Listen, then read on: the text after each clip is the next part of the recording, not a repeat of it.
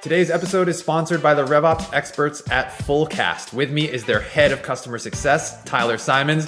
Hey, Tyler, revenue efficiency, sales productivity are everything today. How does Fullcast's go-to-market planning platform help RevOps teams achieve these types of goals?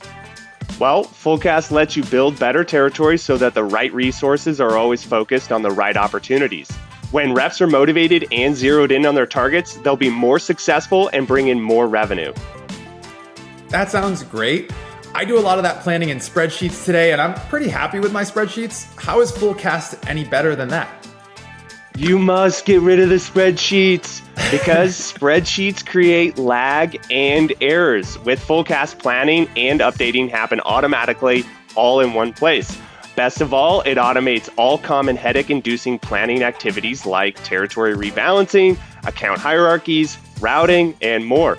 So when you're faced with those go-to-market plan changes, which, you know what, they happen all the time, Fullcast has your back. All right, you got me convinced. Where do I learn more about Fullcast? Our website, fullcast.io.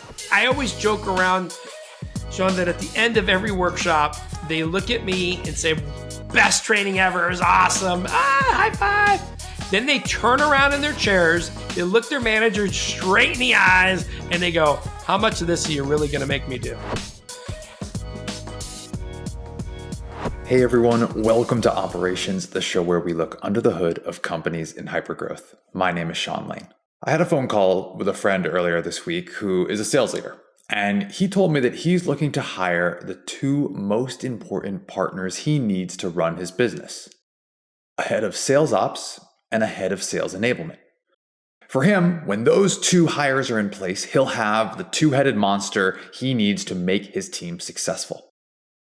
So on today's episode, we're going to explore the relationship between ops and enablement and whether, wait for it, enablement should actually report into RevOps instead of being its own function.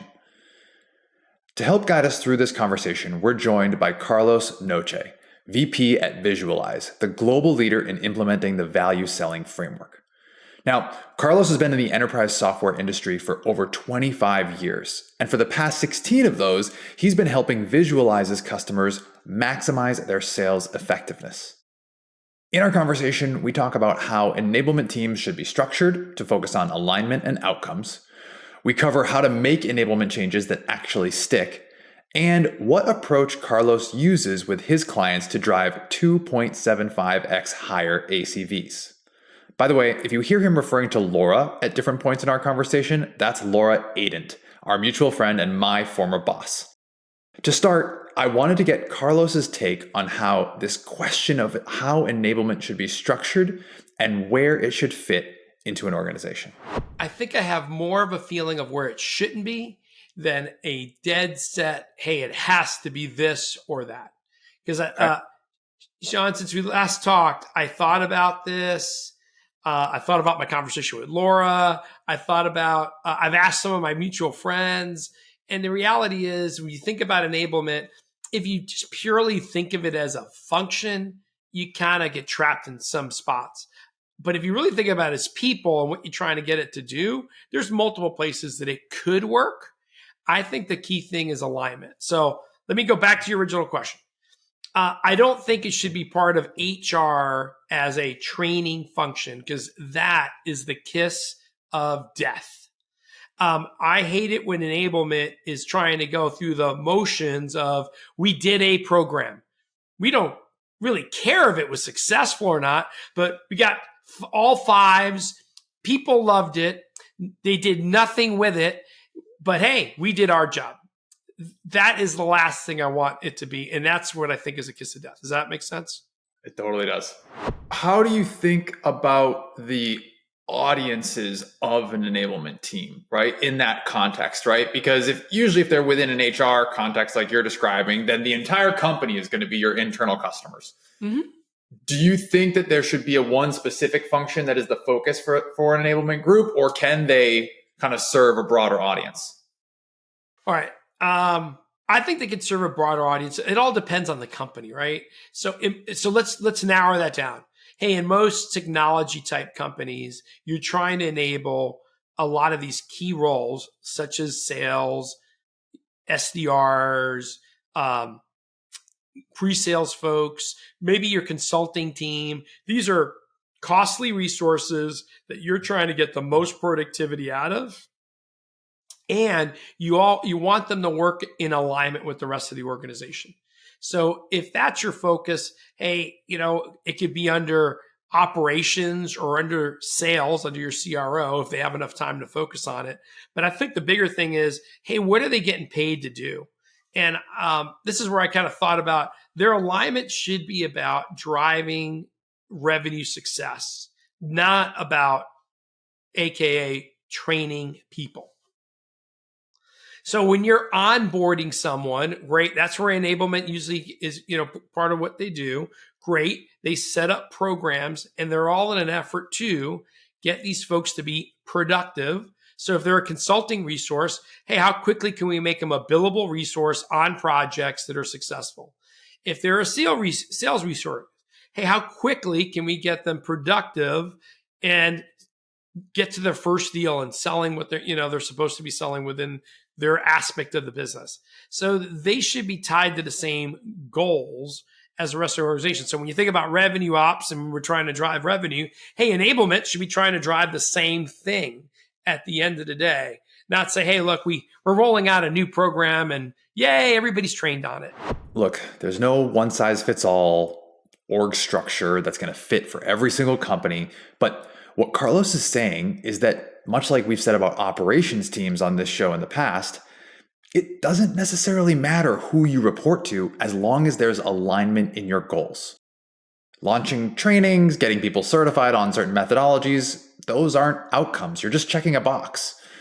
Instead, what Carlos is recommending is an alignment around outcomes like revenue and productivity. And if you're super thoughtful in the design and articulation of your company's goals, you might be able to pull that off. But it's really hard. So since Carlos brought up RevOps, I had to ask the million-dollar question.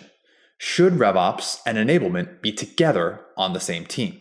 So the caveat I have to this thing is it depends on the people you got. So yesterday, I was literally talking to a CRO buddy of mine, and since I knew I was going to be on this podcast, I asked the question, hey, where do you think enablement should be? And he says, it's got to report up through the CRO no matter what, because I need them to help me get my team productive. And I said, what about having them report into RevOps? He goes, yeah, if I got the right person in RevOps. So going back to your question, I go, ideal world, hey, look, there's only so many stuff we can put on a CRO head of sales. Yeah. So let's be honest. If they got 12 direct reports, they're not going to do a great job of really cultivating and driving those folks the way they should. So I'm all good with bringing it up into RevOps. If I have someone in RevOps that's good, right, can really be a leader versus someone, again, I mean, I'm not picking on RevOps, but hey, people matter. You got people that are really good at creating reports and tell you, hey, here's the information. And you got people that can really analyze the revenue production of the company. So if you have someone that's a leader, can analyze the revenue, hey, getting enablement underneath them is great. Like Laura, our mutual friend Laura, is a great example of that, right? But if you have someone that's more on the analytical, hey, let me just get you the reports you need, CRO, then there may not be the right person to also manage enablement. My big thing is to avoid conflict, right? Mm-hmm. You can't have these groups wanting different things. I mean, we can have a whole other podcast about the conflict between sales and marketing, right? How do we avoid this conflict so that we're driving to a mutual result? I've been thinking about this a lot too since we chatted this last time as well, right? And like I've been kind of going round and round. And I think you and I both landed on a similar theme around the people, right? And as I reflect on my own kind of path, right? Like I know that very earlier in my career, it was, half self-deprecating, but half reality, where people would ask me that type of question. I'd be like, look, if we're in a room and I'm the one teaching the sales skills, like something has gone horribly wrong, right? And I think that probably was true for a very good chunk of my career. And now if I reflect on it a little bit differently, like, yeah, I could probably have that function roll up into me within a broader ops organization, but only now, right? Like at the point of my career that I'm at, that do I feel like I could be comfortable with that? Do you find that is, either from a self-awareness point of view or just from like almost like a fear point of view that ops people will kind of actually keep themselves arm's length from the true sales skill development because of all the reasons you just mentioned? Maybe they're more comfortable in systems, more comfortable with reports, more comfortable in the technical work, and actually kind of shy away from the sales skills. I mean, I think you're onto something about self-awareness. So, for example, the CRO I was talking to you about yesterday, he had an amazing operations leader. I mean, this person could easily, roll into a COO type role tomorrow, right? Great knowledge of the overall business and the different functions. He's at a different caliber than, let's say, someone that's, hey, I've been doing this for 3 to 5 years and I've been running spreadsheets and I'm looking at it from an analyst perspective, right?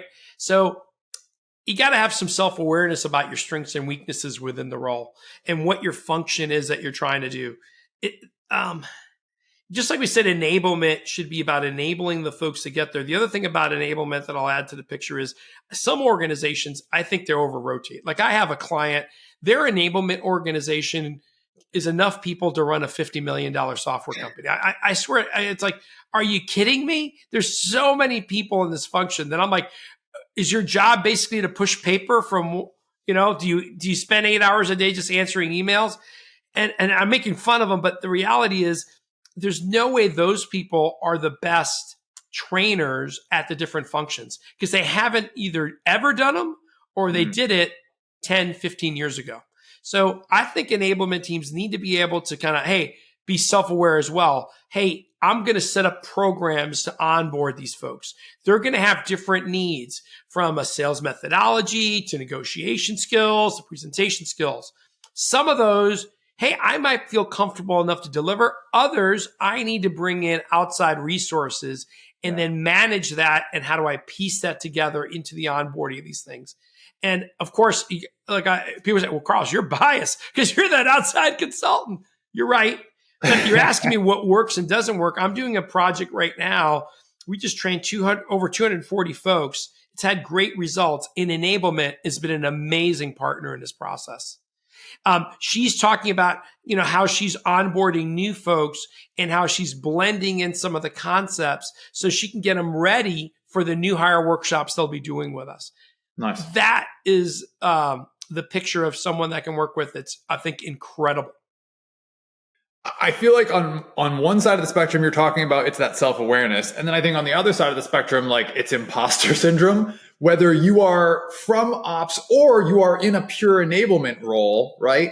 I feel like something that some people have really strong opinions about is like whether or not you quote unquote carried a bag before you're in one of those types of roles. Like, where do you land on that? Like for me, as someone who has never had an individual sales quota assigned to me, am I, immediately disqualified from being able to be good at enablement? I think you can enable folks in different aspects. So for example, a lot of organizations have like a value team where they look at the ROI analysis and how do we deal with the finance piece of this deal and convince someone in procurement and these other groups that it is worth it to do this project. And hey, you might have amazing skills there. The other side of the equation is, oh, great, I could sell. And again, I have a bias because this is the way we model our organization, me and my partners. I've been through 11 different training programs, and these trainers that sometimes come in, you're like, are you kidding me? Have you been out there? When's the last time you had to go negotiate an MSA these days? Because it ain't like just sending a contract over and just getting them to sign it anymore. I mean, it used to be big organizations want MSA. Now everybody seems to want an MSA and statement of works and liability and all this other stuff. The world is constantly changing, and it is easy to forget how difficult the day-to-day is. So my bias is when you're doing, sales training, you got to be selling. And so all of me and my partners sell and deliver. And the reason being it creates instant credibility with our audience. Yeah. We share the stories of how we sold your organization and the challenges that we had. And, we can use stories that are relevant, not from 15 years ago. I appreciate Carlos's push here that self-awareness must be present for anyone involved in enablement. Whether you're an operator approaching enablement from your unique perspective or someone who's been teaching enablement for the same way for the past 15 years, guess what? You both have some learning to do. Carlos and his partners stay sharp by selling themselves. He's in the services business, so in order to teach selling, he better be pretty good at selling himself. That's what gives him instant credibility when he does it well. So if great revenue leaders can come from a bunch of different backgrounds, it begs the question, with all of the access that Carlos has to sales leaders, what is he finding to be true about the very best of them? We'll just go down, some thoughts. One is people that are just kind of caught up in the past. And what I mean by it is, what worked 5 years ago, 10 years ago. And I say 5 years ago because the world changed with COVID. Yeah. Right. And you go 10, 15. I was just sharing some stories with an old buddy of mine this weekend. And we were talking about a road trip we took. And I go, man, that was before the freaking cell phone. We couldn't even call home. So the world is constantly changing. So going back to sales leaders, hey, are they adapting to their audience today? So you got baby boomers, Gen Z, Gen X, you got millennials, Gen Zs, you got the biggest diversity of generations on your team. Are you able to find a way to communicate across them, or are you kind of old school? Just do it my way. Are you trying to hold the team accountable and get them to take ownership? So we were talking about enablement. And it's funny because one of the things I was talking about with someone, another executive the other day is, Carlos, we've done programs before. It didn't work. And I go, I'll tell you what I think after doing this for 15 years now. It comes down to, is the leadership down from frontline to executives taking ownership and accountability for the success of the program? If you have a leader go, hey, Carlos, that's great. We'll see how enablement, takes us to the next level. What? You're going to rely your success on enablement to do it? I mean, that's like, hey, I love the CRM. We'll see how Sean does in making it get all filled out. No, that's you and your team's job to do it. And you got to hold your team accountable to get there. So talking about sales leadership, hey, look, can they adapt to today's multiple generations? Can they do what they preach? In other words, can they inspect what they expect? Or are they saying one thing but doing something else? That's something I coach in my coaching workshop to leaders. I go, folks, it doesn't matter what you tell them. They're going to watch your behavior. If you're not talking to executives, uncovering their business drivers, underlying challenges, helping them understand the value of what you're selling, how can you expect them to do it? Because you don't do it when you talk to folks. And how have you found that you can kind of make sure that that sticks, right? Because, similar to what you were saying, like I've been through a handful of these, right? And everyone gets really excited, right? When the program starts, maybe it lasts, depending on how strong of a sales leadership team you've got around you, a month, 2 months, maybe 3. And then okay, all the concepts start to wane, the excitement and the newness of it starts to go away. You talked about having ownership and accountability and kind of demonstrating the skills. I think the other thing you mentioned has to do with inspection.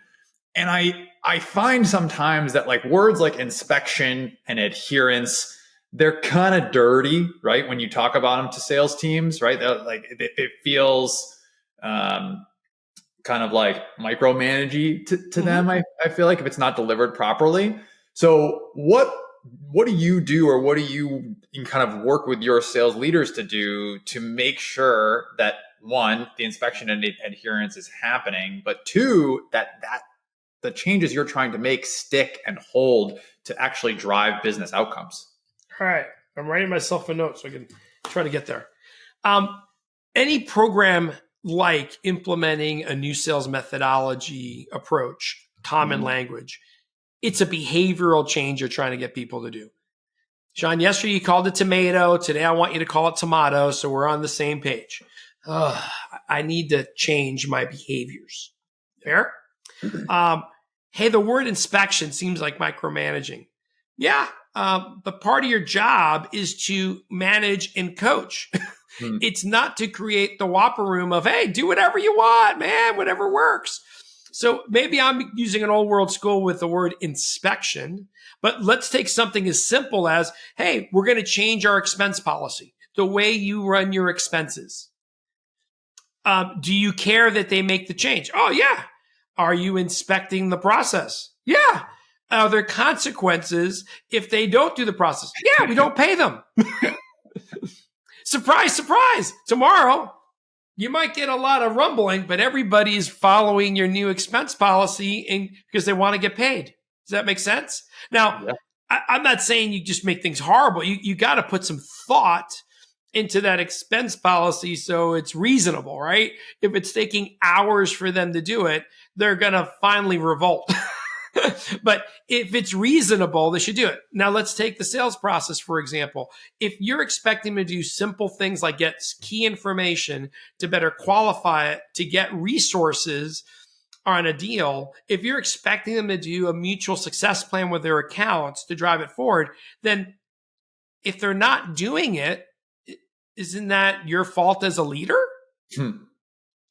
Are there any consequences? No, I'll still give them the resources. We'll move forward. I need the pipeline. Well, then you're demonstrating through behaviors you really don't care.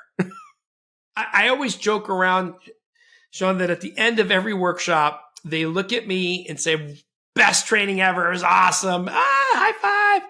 Then they turn around in their chairs. They look their manager straight in the eyes and they go, how much of this are you really going to make me do?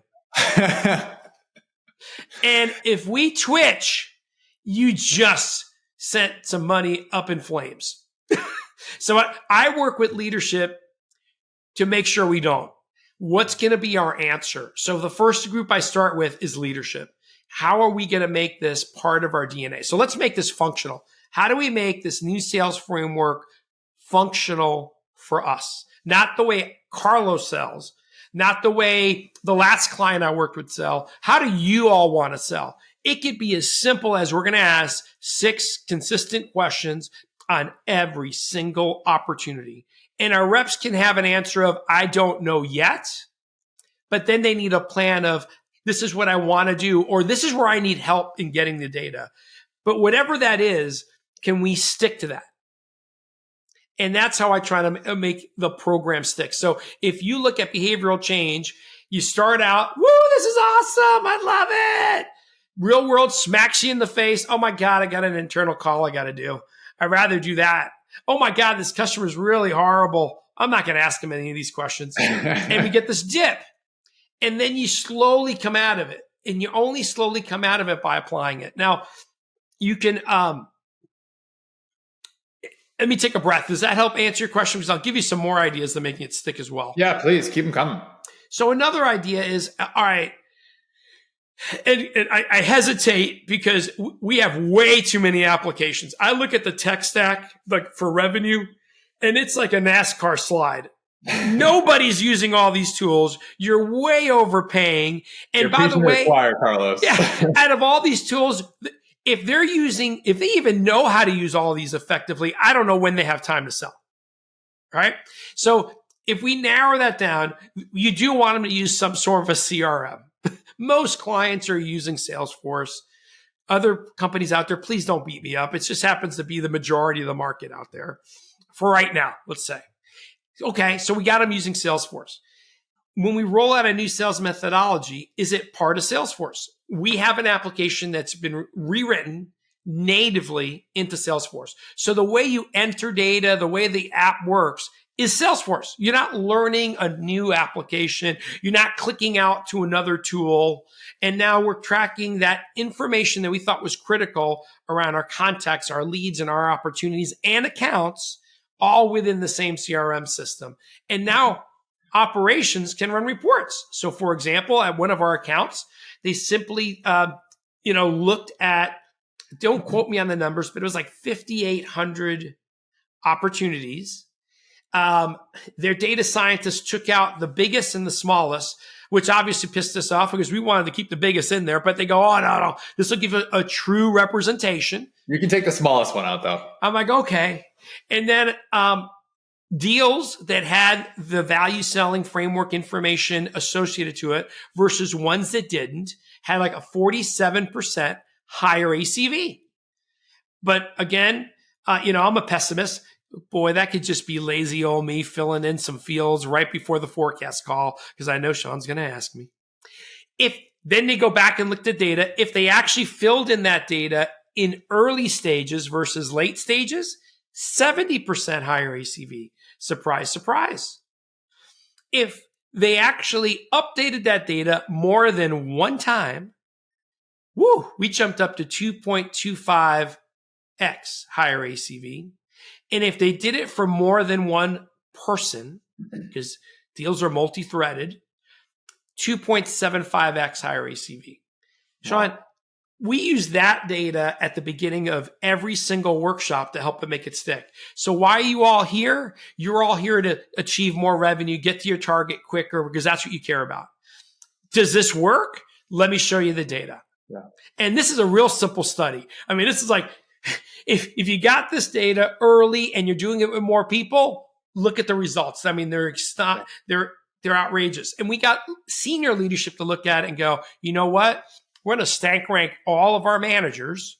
And if you're not hitting your number and you're not tracking this data within your team, we got to have conversations because it's unacceptable. This episode is sponsored by Fullcast, the company that helps operators build better sales territories. Their platform focuses the right sellers on the right opportunities, making them unstoppable. And the cherry on top, Fullcast automates common go-to-market activities like territory rebalancing, account hierarchies, routing, and more, so the plan is always in sync with operations. With Fullcast, say goodbye to go-to-market planning headaches and hello to your own personal planning assistant. Learn more about Fullcast today by visiting fullcast.io. Okay, back to Carlos. Before the break, Carlos was teaching us about how the best sales leaders not only hold their reps accountable to important behavior changes, but model that behavior themselves. And what's more, he gave us all the keys to making behavior changes stick. Let's face it, we all get excited about new shiny objects, but when not managed well, those objects lose their luster and we revert back to our old way of doing things. One way that Carlos highlighted is finding ways to embed this new language, new processes, new expectations in the day in the life of your sellers. It has to be unavoidable. Here's Carlos. It needs to be part of your daily DNA of selling, or it's number 39 on the list of things I'm never going to get to. And I think that's part of the problem programs like this. Great. Love it, Sean. I'll put it on my list. It's on here. But the reality is, I don't live it and breathe it every day. So if you get the managers from executives to frontline managers living it and breathing it every day, then you can get the reps to do it. If not, it's optional. And how do you choose? And how do you both assess and kind of validate quality there, right? I'm sure AI is not far off from doing this for us, but like to your point from before about just fill in the fields right before the forecast meeting. Is that one of those things that just as of right now needs to be managed by managers as opposed to managed by systems and process? It's funny because with AI, everybody's talking about all sorts of stuff, right? So for today, let's put, the future aside for a second. Look, filling out fields and using CRM does not close business for you. Mm-hmm. So we got to put that, just because I put stuff in, that's where I think programs get way too complex. And I look at I used to sell CRM for 13 years. I look at CRM systems. There's fields in there. He goes, what's that for? Well, we tried that 2 years ago. Well, why don't you get rid of it? I don't know. I think somebody's still using it. I go, are you kidding me? So the system doesn't sell stuff for you. People need to engage with other people, have conversations to get information to help the buyer make a buying decision and for us to actually qualify, drive the deal, forecast the deal. So when you go back to the system, we're not asking for anything more than the stuff you would share with the buyer anyway. In fact, that's what I love about our program versus others, There's other programs that are much more complex. At the end of the day, we're all looking for similar data. But if I have to spend half my time figuring out what I need to tell you versus actually talking to customers and getting the data, then I don't see the trade-off, right? Mm-hmm. I closed no business today, but I filled in all of Sean's forms. Can you give me an example of a useful version of that and a not useful version of that? So in our side, look, the things that we're looking for is, hey, what are the overriding reasons why they're doing the deal? The underlying challenges that their current state today, their problems, their pain points that we need to address. How do we address those on the solution side? What's the impact in addressing them? Who's involved and what's the timing? Those are the fields I'm looking for in Salesforce. That should be the same data that you should be reporting back and driving with your buyers so you can get them to create a useful business case, if you will, to make a purchase with you or not. Think of it from a buying perspective as the big aha moment that I saw with value selling. A lot of other programs think of it from a selling perspective. Well, who's the economic buyer?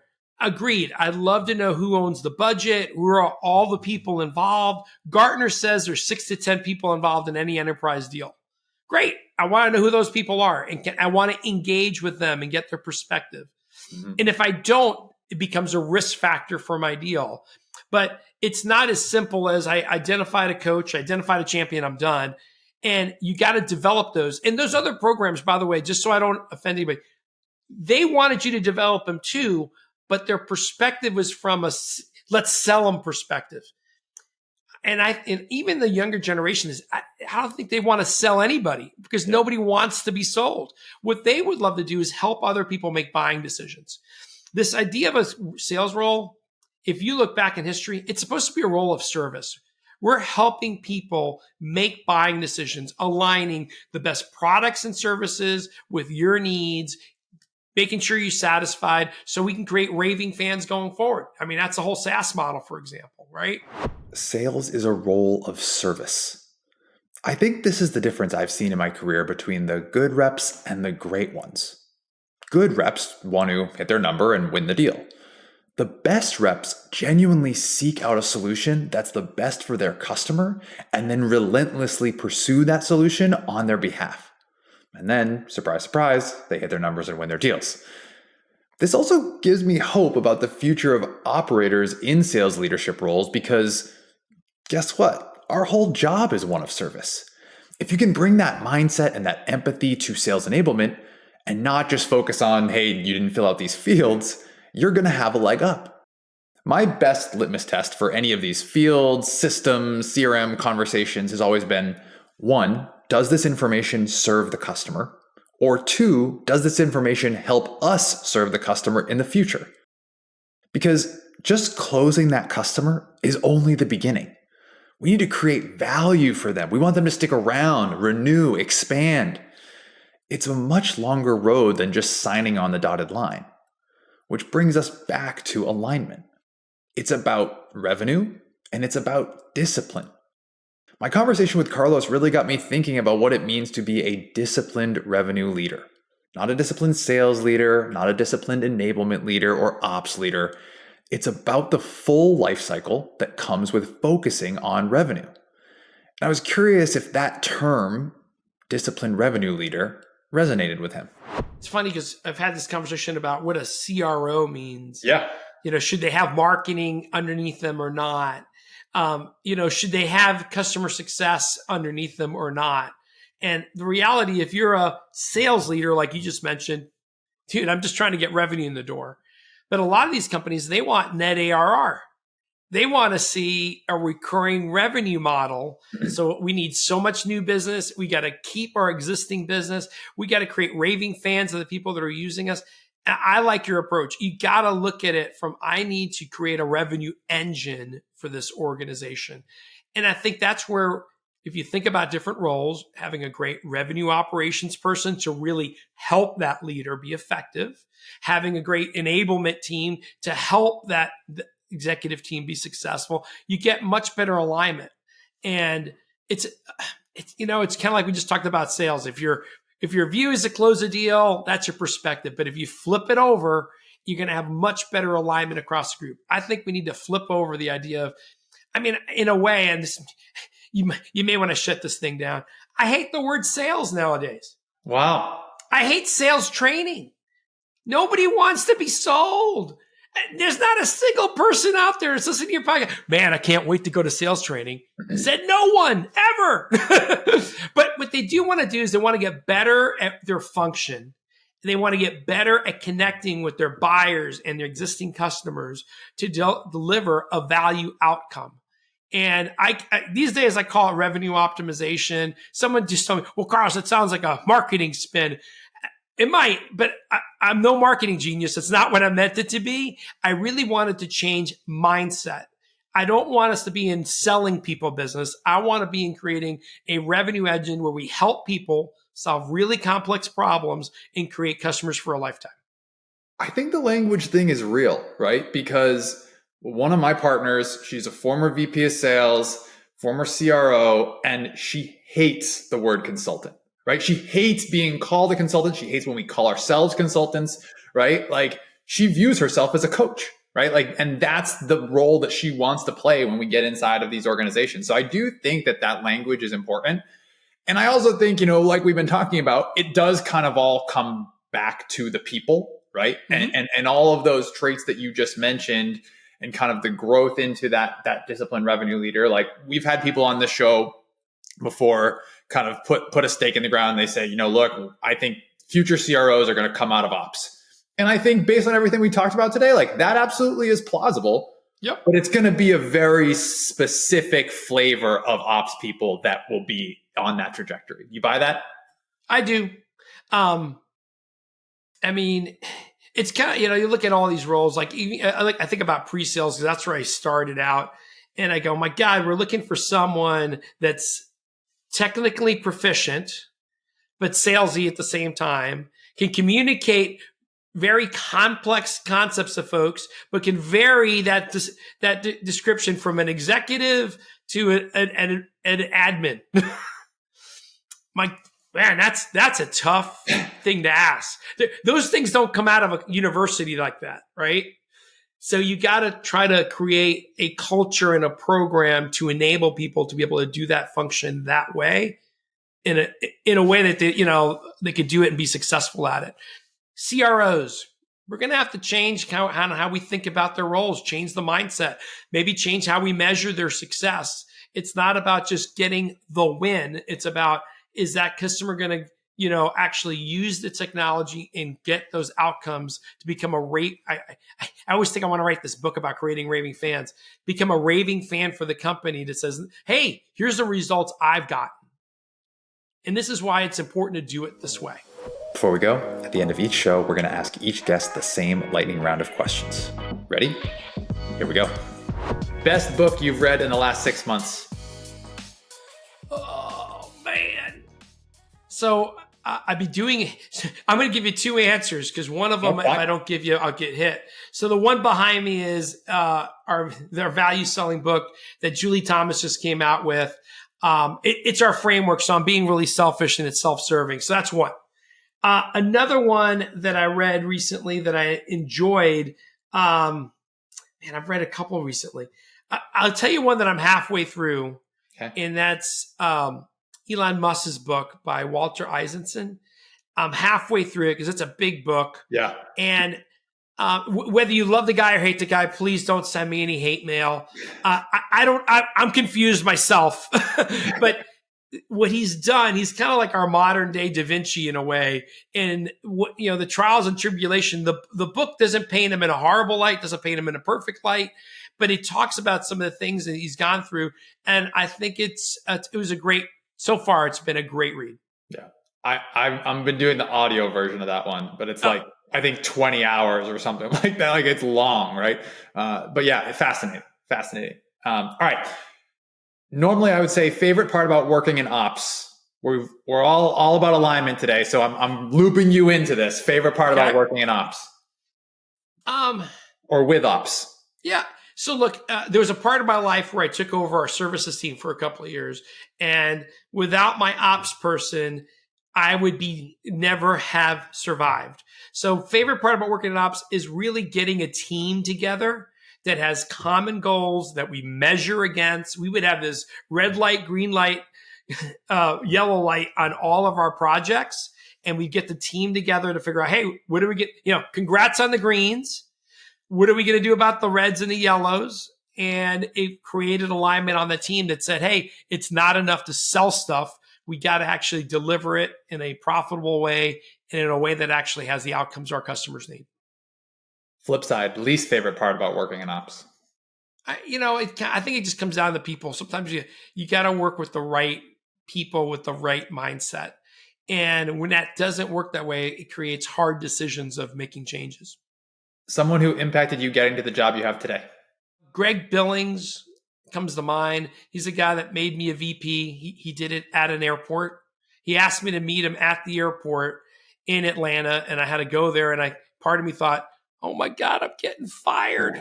And he made me a VP. He saw something in me that I didn't.